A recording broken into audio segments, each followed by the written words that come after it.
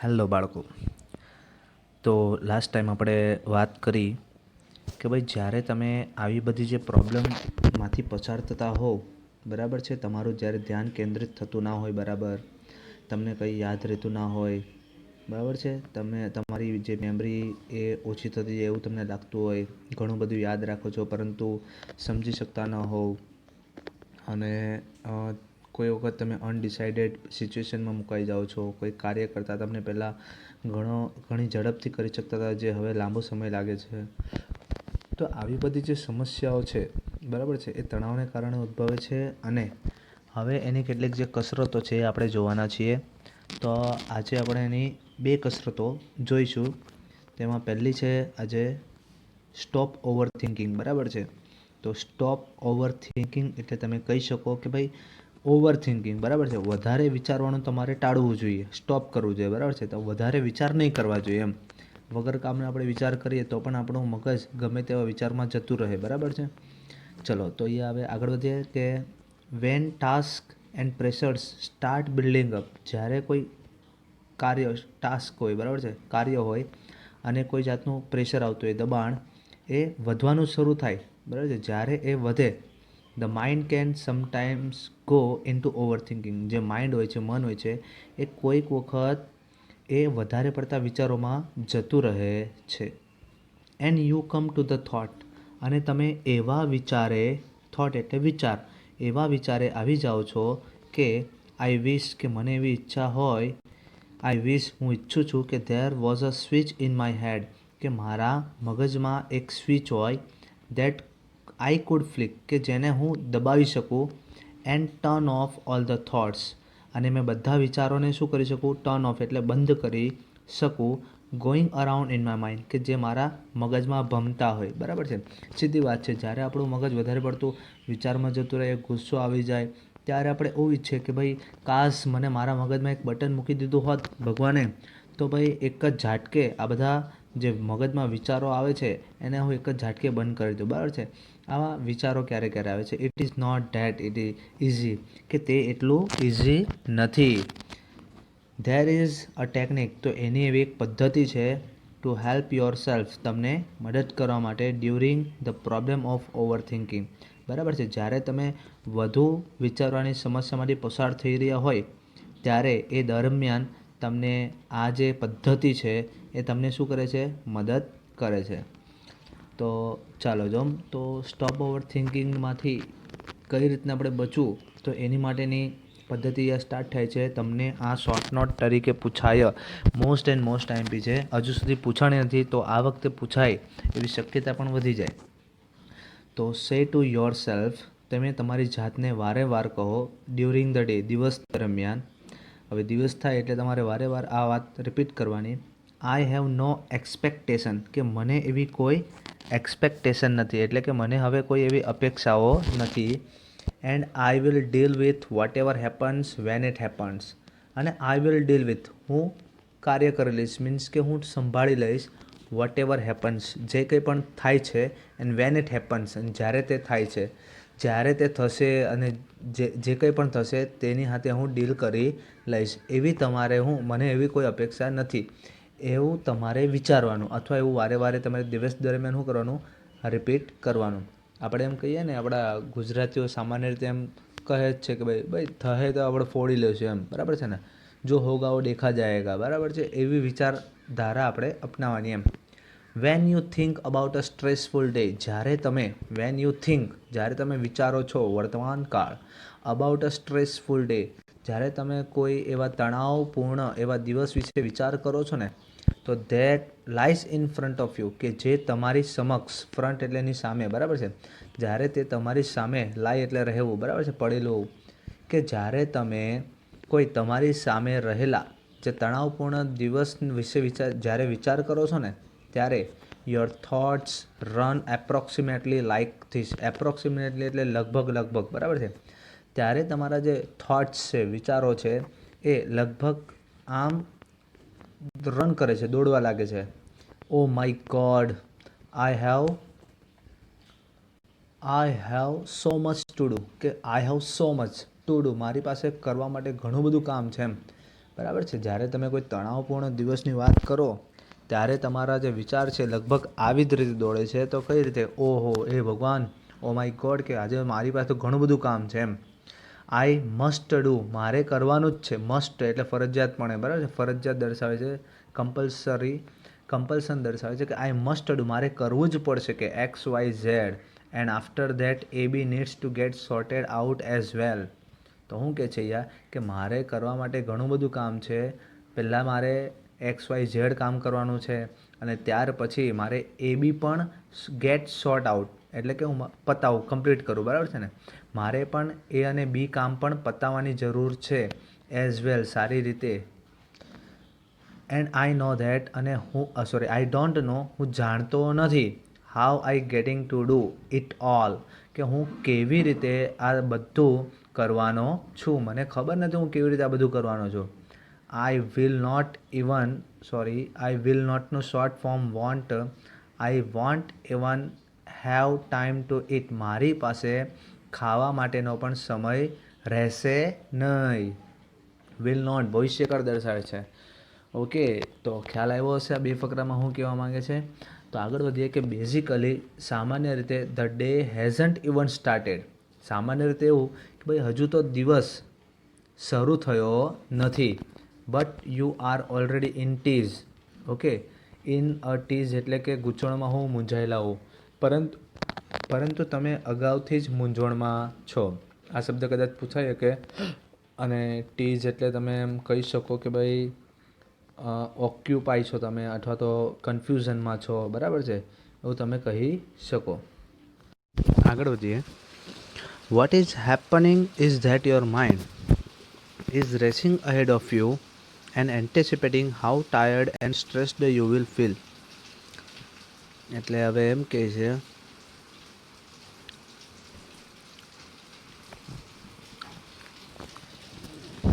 કે ભાઈ what is happening, જે થઈ રહ્યું છે, is that your mind is racing ahead of you, કે જે તમારું મન તમારા કરતાં પણ આગળ એ દોટ મૂકી રહ્યું છે. And anticipating how tired and stressed you will feel once you have completed all the task ahead, કે આગળ તમે જે કોઈ કાર્ય પૂર્ણ કરેલા છે, હેવેસ પ્લસ વિતરી, પૂર્ણ કરવું, બરાબર છે, પૂર્ણ વર્તમાન કાળ છે, કે તમે જે આગળ જે તમામ કાર્ય પૂર્ણ કરેલા છે, તો ત્યારે તમે કેટલા થાકેલા હશો અને તમે તણાવમાં હશો એવું તમે અનુભવ કરી લો છો, બરાબર છે. એટલે એમ કહેવાય કે ભાઈ જ્યારે પણ આવું થાય છે, બરાબર છે, કે ભાઈ કોઈક દિવસની શરૂઆત હજુ થઈ પણ નથી હોતી અને તમે ટીઝમાં આવો છો, મૂંઝવણમાં આવો છો, બરાબર. હવે ત્યારે તમારું મન એવી સ્થિતિમાંથી પસાર થાય છે કે તમે એવા અનુમાન લગાવી લો છો કે ભાઈ તે તમે જે કામ કરી દીધું છે એ માટે તમે કેટલા થાકેલા હશો, અથવા તો કરવાના છો, બરાબર છે, તમે કરી લીધું હશે ઇન ફ્યુચર, તો ત્યારે તમે કેટલા થાકી ગયા હશો અને કેટલા, બરાબર છે, તણાવમાં હશો એવી તમે ધારણા કરી લો છો.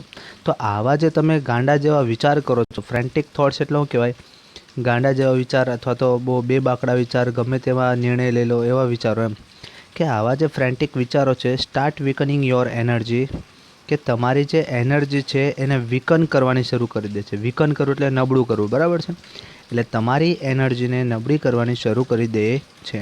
એન્ડ એઝ અ રિઝલ્ટ, અને એના પરિણામ સ્વરૂપે, you are entering in to a busy day, અને તમે એવા જે બિઝી ડે છે, વ્યસ્ત દિવસની શરૂઆત, વ્યસ્ત દિવસમાં પ્રવેશ કરી રહ્યા છો with only half of your normal energy.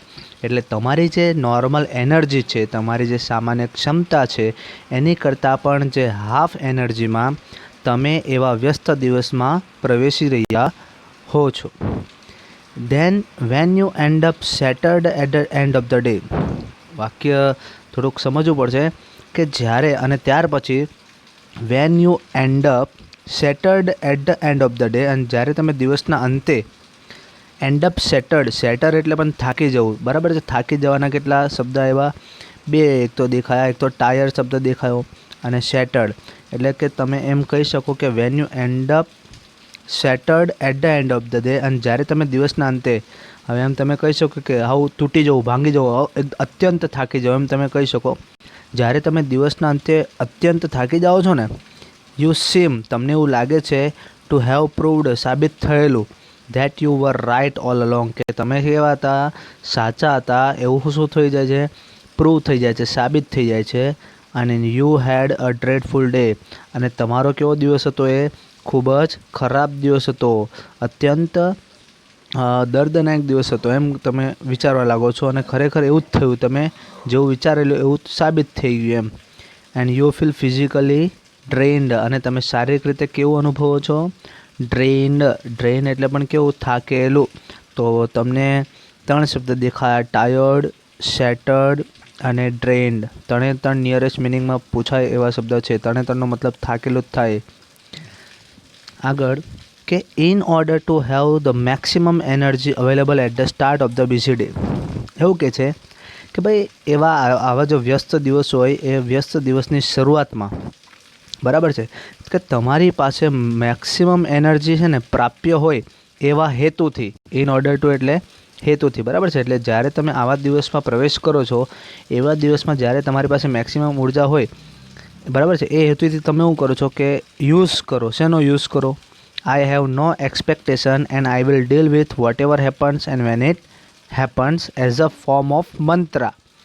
એટલે કે જે ભાઈ તમે આવા એક મંત્રનો ઉપયોગ કરો, બરાબર છે, મંત્રનો એક સ્વરૂપ છે, એનો ઉપયોગ કરો. કયો મંત્ર? કે ભાઈ આઈ હેવ નો એક્સપેક્ટેશન, કે મને એવી કોઈ અપેક્ષા નથી, અને આઈ will deal with whatever happens and when it happens, કે જ્યારે પણ થશે અને જે કંઈ પણ થશે ત્યારે હું સંભાળી લઈશ. જો હોગા વો દેખા જાયેગા, એવા મંત્રનો ઉપયોગ કરીને તમે આવા મહત્તમ એનર્જી સાથે તમે દિવસની શરૂઆત કરી શકો છો. યુ વિલ નોટિસ, કે તમને ત્યારે નોટિસ થશે, નોટિસ એટલે કે ધ્યાનમાં લેવું, ત્યારે તમને ધ્યાનમાં આવશે કે હાવ યોર બોડી સ્ટાર્ટ્સ, કે તમારું શરીર શરૂ કરી દે છે રિલેક્સિંગ, રાહત અનુભવવાનું શરૂ કરી દે છે, at the thought of no expectation, કે ન અપેક્ષાના વિચાર થકી જ તમારું શરીર રાહત અનુભવવાનું શું કરી દે છે, શરૂ કરી દે છે. એટલે માત્ર એવા વિચારથી, જેમ કે ભાઈ હવે જો હોગા વો દેખા જાયેગા, એવા ખાલી વિચાર રાખવાના, એટલે ઓટોમેટિક તમારું શરીર, મન બધું સ્વસ્થ થઈ જાય એમ. ધીસ રિલેક્સેશન, કે આવા જે રાહત, ટેલ્સ યુ, એટલે કે આ રાહત તમને એવું જણાવવા માગે છે કે you have just stopped your self from wasting valuable energy. બરાબર છે. જો તમે આવો વિચાર રાખો, બરાબર, આવી રિલેક્સેશન જો તમારામાં આવી જાય, ત્યારે આવી રિલેક્સેશન તમને માત્ર એટલું જણાવવા માંગે છે કે ભાઈ તમે છે ને તમારી જાતને, જે તમારી જે વેલ્યુએબલ એનર્જી છે, મહત્તમ ઉર્જા છે, અથવા તો જે મૂલ્યવાન ઉર્જા છે, ક્ષમતા છે, એનર્જી છે, એને તમે વેડફવાનું, વેસ્ટ એટલે વેડફવું, ફ્રોમ પછી આઈએનજી, વેડફવાનું તમે કેવું શું કરી દીધું છે, બંધ કરી દીધું છે. યુ વિલ ફીલ કામર, તમે કેવું શાંત અનુભવ કરશો, મેન્ટલી એન્ડ ઇમોશનલી, માનસિક રીતે અને લાગણીશીલ રીતે તમે શું કામર અનુભવ કરશો. કામર એટલે શાંત, શાંતપણું અનુભવ કરશો. એઝ કન્સિક્વન્સ એટલે પરિસ્થિતિ, કન્ડિશન કહેવાય બાળકો. આ નિયરેસ્ટ મિનિંગમાં પૂછાઈ શકે ને, કે કન્ડિશન એટલે કે જે પરિસ્થિતિ અનુસાર તમે માનસિક રીતે અને લાગણીશીલ રીતે કેવો અનુભવ કરશો, કે ભાઈ શાંતપણું અનુભવ કરશો. તો બાળકો આ એક પહેલી ટેકનિક હતી કે જેનાથી તમે રાહત અથવા તો સ્ટ્રેસમાંથી બહાર નીકળી શકો છો. હવે બીજી એવી પદ્ધતિ છે કે જે સેલ્ફ હિપ્નોસિસ છે, અને હજુ એક છે જે તમને જોવા મળશે, ધ સ્ક્રીન એક્સરસાઇઝ અને એન્ટિસિપેટિંગ સક્સેસ. તો આપણે આજે સેલ્ફ હિપ્નોસિસ, એક આ પદ્ધતિ પણ જોઈ જ લેવાના છીએ. તો વાત કરીએ સેલ્ફ હિપ્નોસિસ. તો સેલ્ફ હિપ્નોસિસ એટલે શું કહેવાય? તો સ્વયંને આપણે હિપ્નોસિસ કરવાનું છે, બરાબર છે. હિપ્નોસિસ એટલે સંમોહિત કરવું, બરાબર છે. આપણે કોઈને શું કરીએ, સંમોહિત કરીએ, એક પદ્ધતિ, એટલે કોઈને આપણે નિયંત્રણમાં લાવીએ, બરાબર છે ને. તો જોઈ લઈએ આ પણ પદ્ધતિ, ખૂબ જ સરળ છે. તો યુ કેન યુઝ, તમે ઉપયોગ કરી શકો છો કોનો, this self hypnosis state to relieve mental stress. Okay, શું કહેવા માગે છે કે તમે છે ને આજે સ્વયંને સંમોહિત કરવાની જે પદ્ધતિ છે, સ્ટેટ એટલે એમ કહી શકાય કે અવસ્થા, સ્થિતિ, બરાબર છે, સ્ટેટ, કે આ જે સ્વયંને સંમોહિત કરવાની જે અવસ્થા છે એ પદ્ધતિનો તમે શું કરી શકો? ઉપયોગ કરી શકો. શા માટે ઉપયોગ કરવો પડે? ટુ રિલીવ એટલે રાહત મેળવવી.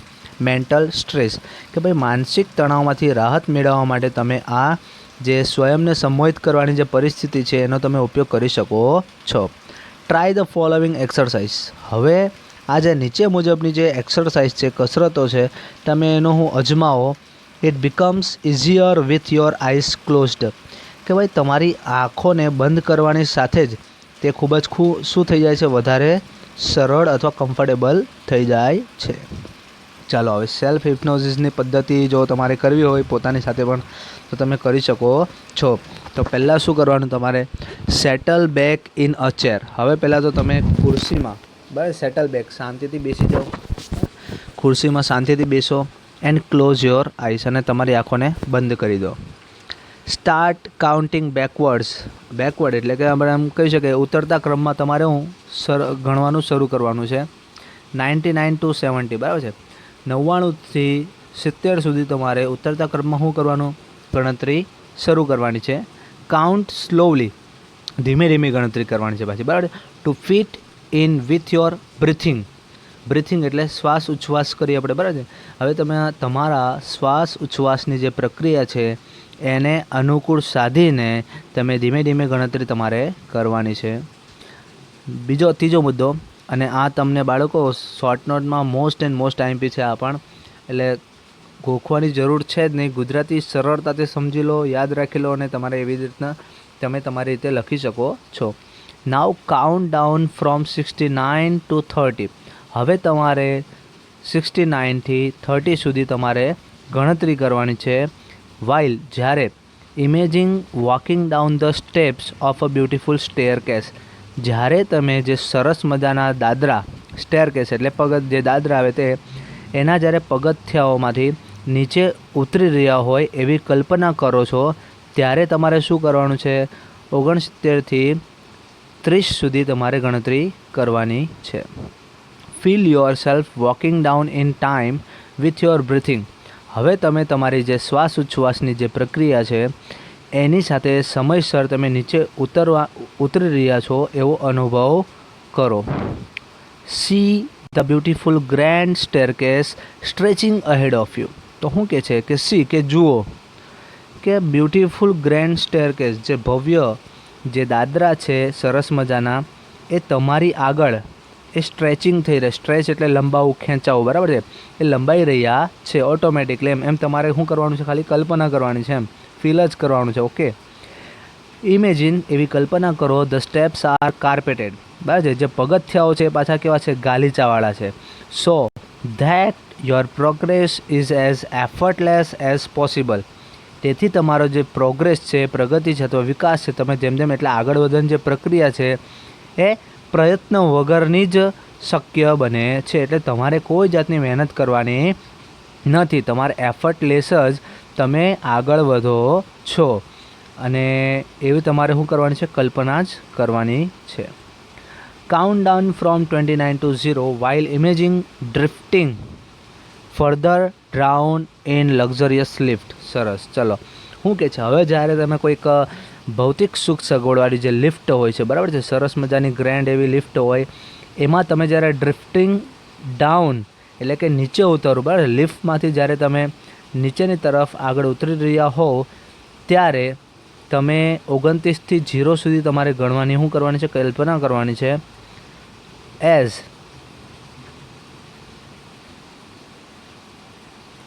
એઝ લાર્જ એઝ રૂમ, એટલે હવે જે તમે લક્ઝરીસ લિફ્ટ છે એ કોના જેટલી મોટી છે? As large as a room જેટલી વિશાળ એવી જે લિફ્ટ છે એમાં, અને પાછી કેવી? કાર્પેટેડ એટલે ગાલીચાવાળી, વિથ વ્યૂઝ ઓફ લેન્ડસ્કેપ એટલે કુદરતી દ્રશ્ય, આઉટસાઇડ, ઓકે, એટલે બહારની તરફ. એટલે કે એમ કહી શકાય કે બહારની તરફ કુદરતી દ્રશ્યોવાળી જે કાર્પેટેડ એટલે કે ગાલીચાવાળી જે લિફ્ટ છે એ પણ કોના જેટલી? ખંડ જેટલી વિશાળ એવી જે ભૌતિક સુખ સગવડવાળી જે લિફ્ટ છે એમાં તમે જ્યારે નીચેની તરફ ઉતરી રહ્યા છો એવી કલ્પના કરતાં 29થી 0 સુધી તમારે ગણતરી કરવાની છે. આગળ જઈએ શું કહે છે કે વોચ કે નિહાળો. કોને નિહાળો? ધ ડિક્રીઝ એટલે ઘટવું, સ્ટેડીલી એટલે સતત, ઇન ટાઈમ સમયમાં, વિથ યોર બ્રીથિંગ એટલે કે તમારી જે શ્વાસ ઉચ્છ્વાસની જે પ્રક્રિયા છે એની સાથે સમયમાં જે સતત ઘટાડો થઈ રહ્યો છે એને તમે નિહાળો. એટલે જેમ જેમ તમે નીચે ઉતરો છો તેમ તેમ તમે ધીરે ધીરે 29, 28, 27, 26, 25 મનમાં ધીમે ધીમે ગણતરી કરવાની છે અને તમારે એને થોડુંક નિહાળવાનું પણ છે. એઝ યુ અરાઈવ, અને જેવા તમે અરાઈવ એટલે પહોંચવું, જેવા તમે પહોંચો છો ક્યાં? 0 પર ધ લિફ્ટ ડોર્સ ઓપન, લિફ્ટના દરવાજા શું થઈ છે? ઉઘડે છે. And you enter a room, અને તમે એવા ખંડમાં પ્રવેશ કરો છો કે જે ફર્નિશ્ડ હોય. ફર્નિશ એટલે એમ કહી શકાય કે રાચ રચેલું તો સજાવેલું, બરાબર, કે જે સજાવેલો હોય છે just as you would like it, કે જેવો તમને ગમતો હતો, જેવો તમને રૂમ ગમતો હતો એવો જ રૂમ, ફર્નિશ્ડ રૂમમાં તમે પ્રવેશ કરો છો. It was all your favourite thing, કે એ બધી તમારી એવી બધી ફેવરેટ વસ્તુઓ, મનગમતી એવી વસ્તુઓ તેની અંદર હતી. And it is totally private, અને તે તમામ વસ્તુઓ ટોટલી સંપૂર્ણપણે આપણી અંગત જ છે. ફાઇન્ડ અ કમ્ફર્ટેબલ ચેર, હવે તમારે એક આરામદાયક ખુરશીને ગોતવાની છે. ઇન યોર રૂમ, તમારા રૂમમાં. સેટલ બેક ઇન ઇટ, અને તેની અંદર તમારે એટલે કે સેટલ બેક ઇન ઇટ, ખુરશીમાં તમારે શાંતિથી બેસી જવાનું છે. હવે શું છે કે remain there in your imagination. Remain એટલે રહેવું. હવે તમે તમારી જે કલ્પના છે, ઇમેજિનેશન એટલે કલ્પના, તમે તમારી કલ્પનામાં જ રહો. અનટિલ, જ્યાં સુધી નહીં ત્યાં સુધી, કે જ્યાં સુધી યુ ફીલ રેસ્ટેડ એન્ડ રિફ્રેશ્ડ, જ્યાં સુધી તમને રાહત એટલે રેસ્ટેડ એટલે આરામ અને રિફ્રેશ એટલે તાજગી ન અનુભવાય. બરાબર છે. અહીંયા અનટિલ આપેલું છે એટલે જ્યાં સુધી નહીં ત્યાં સુધી, કે જ્યાં સુધી તમને આરામ અને તાજગી ન અનુભવાય ત્યાં સુધી તમે તમારી તમારા કલ્પનામાં જ રહો. ધેન ઓપન યોર આઈઝ, અને ત્યાર પછી તમે તમારી આંખોને અગેન એટલે ફરીથી તમે ઉઘાડો. તો બાળકો, આ જે આપણે જે પદ્ધતિ છે એ પદ્ધતિ ભણ્યા. હજુ આપણી જે નેક્સ્ટ 2 પદ્ધતિઓ બાકી છે એને આપણે નેક્સ્ટ ટાઈમ જોઈશું. આભાર.